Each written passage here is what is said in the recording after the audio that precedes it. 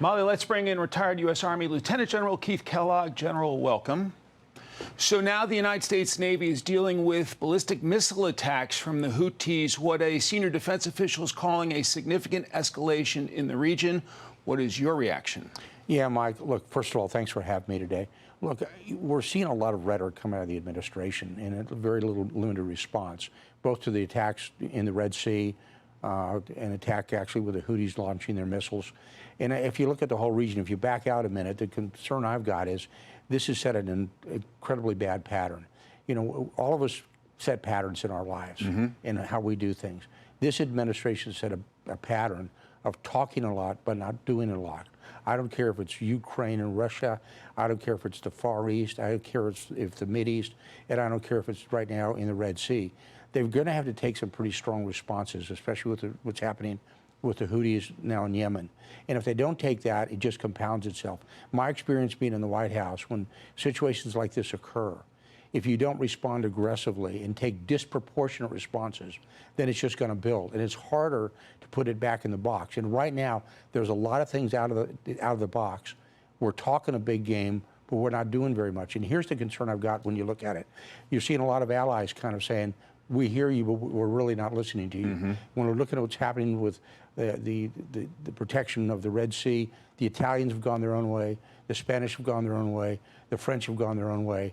And now that even though some of the fleets, the major shipping fleets are putting ships back into the Red Sea, they're being very, very cautious. And the reason for that is you really don't trust us. Florida Republican Congressman Mike Waltz, a combat veteran, is raising this concern. Let's play it. I think it tells us and our adversaries and our allies loud and clear that deterrence is failing. We have put significant assets in the region, air defense assets, bombers, an additional aircraft carrier, and now have a multinational coalition of ships in the Red Sea, and yet the attacks keep continuing. So how should the president and the Pentagon respond? Well, what I mean, Mike, they need to do something disproportionate. Then we need to go way out of the box to bring it back into the box. And protecting the shipping through missile defense is wrong. They're going to have to go to the source of the problem. The source of the problem, one is in Yemen, and the second is Iran. When you look at what's happening with Kataib Hezbollah in Iraq right now, of attacking U.S. servicemen, what you're seeing the Houthis doing, the Houthis are not doing this on their own. They're being supplied by the Iranians. The Iraq paramilitary force is being supplied by the Iranians. You look at Hamas, you look at Hezbollah, all backed by the Iranians. Those are hard choices. I know the risk involved.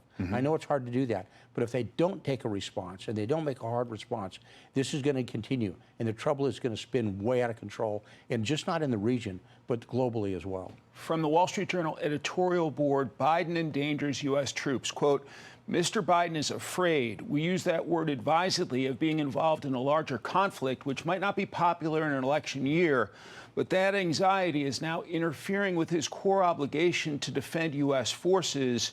Is the president too worried about war with Iran? Yeah, it's a pattern. And he set the pattern. It's risk avoidance. And you have to be willing to accept risk. You know, when you're inside the White House, those decisions come at you really fast and really hard. And you have to understand escalation control. You have to understand risk.